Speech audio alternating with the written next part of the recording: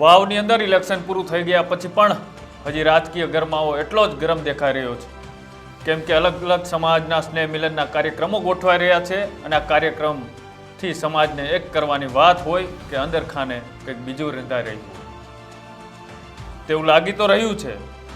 એવો જ એક સ્નેહ મિલનનો કાર્યક્રમ બનાસકાંઠાના અર્બુદા સેનાના અધ્યક્ષ અને ગુજરાતના પૂર્વ ગૃહ રાજ્યમંત્રી એવા વિપુલ ચૌધરી દ્વારા એક ચૌધરી સમાજનું સ્નેહ મિલન રાખવામાં આવ્યું હતું। આની અંદર વાવના અપક્ષ ઉમેદવાર માવજી ચૌધરી સહિતના અનેક આગેવાનો આ સ્નેહ મિલનની અંદર ઉપસ્થિત હતા। તેવામાં સ્ટેજ ઉપરથી વિપુલ ચૌધરીનું એક નિવેદન ચર્ચામાં આવ્યું। શું કહ્યું વિપુલ ચૌધરીએ, પેલા એ પણ એકવાર સાંભળી લઈએ। સ્થિતિ અંગે ચર્ચા વિચારણા એ સ્નેહ મિલન હોય, નૂતન વર્ષાભિનંદન હોય, એમાં સામાજિક રીતે કરવી, સમાજને જાગૃત કરવો, ચેતનવંતો કરવો, સંગઠિત કરવો, એક કરવો, નેક કરવો, એ સ્વાભાવિક ક્રમમાં અર્બુદા સેવા સમિતિની ફરજ અને જવાબદારી બને છે। અર્બુદા સેવા સમિતિ મારી ગેરહાજરીમાં અમારા સમાજના ઘણા બધા આગેવાનો દિલ્હીમાં ગૃહમંત્રી તથા રાજ્યના મુખ્યમંત્રીશ્રીને મળ્યા હતા અને આ સામાજિક અને શૈક્ષણિક રીતે પછાત વર્ગનો અમારો સમાજ કેવી રીતે આગળ આવે, કેવી રીતે શિક્ષિત થાય, કેવી રીતે રોજગારીની તકો ઊભી થાય, આ બધી બાબતોની ચર્ચા વિચારણાના અંતે એવી હૈયાધારણા આપવામાં આવી હતી કે રાજમાં પાટનગરમાં આ સમાજને સામાજિક અને શૈક્ષણિક રીતે પછાત વર્ગના ધોરણે જમીન ફળવાશે અને એમાં આ બધી પ્રવૃત્તિ થઈ શકે, એક અર્બુદા ધામ સરસ્વતી માનું નિર્માણ થાય તેવા પ્રયત્નો કરવાના છે। આમાં સમાજનો દરેકે દરેક વ્યક્તિ સભાસદ થઈ શકે, પ્રાથમિક સભાસદ થઈ શકે, તે માટે થઈને ફક્ત નજીવી 100 રૂપિયાની કિંમતે 1.25 લાખથી પણ વધુ સભાસદોની નોંધણી થાય તે માટેની એક ઝુંબેશ અમે બધાએ ઉપાડી છે અને એ ઝુંબેશમાં સમગ્ર સમાજનું પીઠબળ અને સમર્થન મળી રહે તે પ્રકારેની અમારી વિનંતી અને અપેક્ષા પણ આ ક્ષણે આપના માધ્યમથી કરીએ છીએ। પ્રવર્તમાન સ્થિતિ પરિસ્થિતિના અનુસંધાનમાં સમાજ સંગઠિત રહે, આગેવાનો વચ્ચે વિવાદો હોઈ શકે, પરંતુ એ વિવાદ સમાજ સુધી ન પહોંચે અને સમાજ સંગઠિત થાય તો જ સમાજની પ્રગતિ થઈ શકતી હોય છે। આવી એક સમજણ અને કોઠાસૂદના આધારે એ દિશાનો એક પ્રયત્ન છે।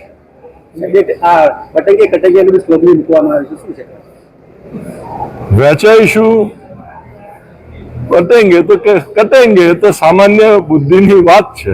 આખરે કોઈ પણ જગ્યાએ આપણે કહેવત શું હોય છે, લાડવાની કિંમત હોય, ભૂકાની કિંમત ના હોય। એવી રીતે લાડવો મહત્વનો હોય છે અને ચૌધરી સમાજ વર્ષોથી લાડવો ખાવા ટેવાયેલો સમાજ છે, એટલે ફરી પાછો સ્થિતિ અંગે ચર્ચા વિચારણા એ સ્નેહ મિલન હોય, નૂતન વર્ષાભિનંદન હોય, એમાં સામાજિક રીતે કરવી, સમાજને જાગૃત કરવો, ચેતનવંતો કરવો, સંગઠિત કરવો, એક કરવો, નેક કરવો, એ સ્વાભાવિક ક્રમમાં અર્બુદા સેવા સમિતિની ફરજ અને જવાબદારી બને છે।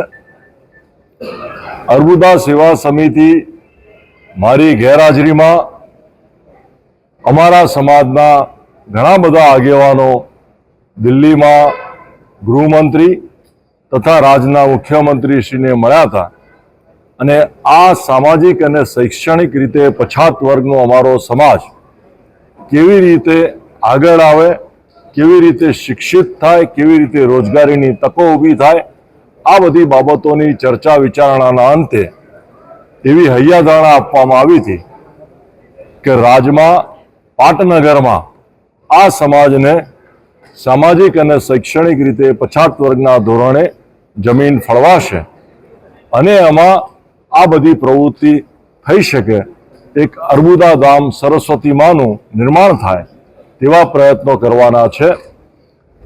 આમાં સમાજનો દરેકે દરેક વ્યક્તિ સભાસદ થઈ શકે, પ્રાથમિક સભાસદ થઈ શકે, તે માટે થઈને ફક્ત નજીવી 100 રૂપિયાની કિંમતે 1.25 લાખથી પણ વધુ સભાસદોની નોંધણી થાય, તે માટેની એક ઝુંબેશ અમે બધાએ ઉપાડી છે. અને એ ઝુંબેશમાં સમગ્ર સમાજનું પીઠબળ અને સમર્થન મળી રહે તે પ્રકારેની અમારી વિનંતી અને અપેક્ષા પણ આ ક્ષણે આપના માધ્યમથી કરીએ છીએ.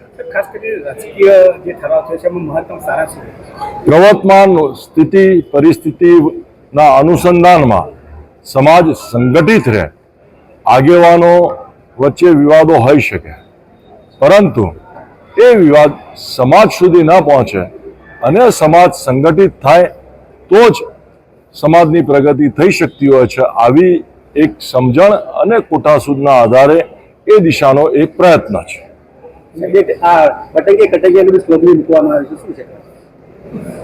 વહેંચાઈશું કટેંગે તો કટેંગે તો સામાન્ય બુદ્ધિની વાત છે. આખરે કોઈ પણ જગ્યાએ આપણે કહેવત શું હોય છે, લાડવાની કિંમત હોય, ભૂકાની કિંમત ના હોય. એવી રીતે લાડવો મહત્વનો હોય છે અને ચૌધરી સમાજ વર્ષોથી લાડવો ખાવા ટેવાયેલો સમાજ છે. એટલે ફરી પાછો જે રીતે વિપુલ ચૌધરીએ કહ્યું કે સમાજની અવગણના થઈ રહ્યું તેવું લાગી રહ્યું છે અને અર્બુદા સેના ધામ જે બનાવવાની સરકારને માંગ કરી રહી છે તેને લઈને પણ તેમને ચર્ચાઓ કરી અને રાજકારણની અંદર સમાજનું વર્ચસ્વ ક્યાંક ને ક્યાંક ઘટી રહ્યું હોય તેવા નિવેદનો પણ તેના દ્વારા આપવામાં આવ્યું. આ નિવેદનથી ક્યાંક ને ક્યાંક ભાજપની કોર વોટ બેંક ગણાતી ચૌધરી સમાજ હવે કોઈ અલગ રંગ દેખાઈ રહ્યો હોય તેવું પણ લાગી રહ્યું છે. અને ઇલેક્શન પછી ફરી વિપુલ ચૌધરીનું એક્ટિવ થવું અને સરકારમાં સમાજનું વર્ચસ્વ ઘટી રહ્યું હોય તેવું પણ તેના દ્વારા સ્ટેજ પરથી કહેવામાં આવ્યું. અને જે નારો એક યુપીથી યોગી આદિત્યનાથ પાસેથી નીકળ્યો હતો કે બટોગે તો કટોગે, આ ઇશારો કોના તરફ કર્યો હોય તે તો ખબર નથી, પણ હવે બનાસકાંઠાનું કંઈક નવા જૂની થઈ રહી હોય તેવું લાગી રહ્યું છે.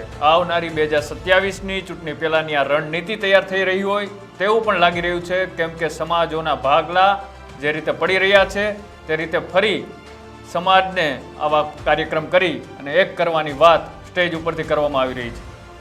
વિપુલ ચૌધરી ચૂંટણી પહેલાં ક્યાંય એક્ટિવ નહોતા દેખાતા, પણ ચૂંટણી પૂરી થયા બાદ ફરી એક વખત સમાજના સ્ટેજ પરથી તેમનું આ નિવેદન એક સૂચક માનવામાં આવી રહ્યું છે. આ નિવેદનથી તમારું શું કહેવું છે તે અમારી કોમેન્ટ બોક્સની અંદર આપ જણાવી શકો છો. અને આવી તમામ અપડેટો જોવા માટે અમારી યુટ્યુબ ચેનલ ન્યૂઝ રૂમને લાઇક કરો, શેર કરો અને સબસ્ક્રાઇબ કરો. નમસ્કાર.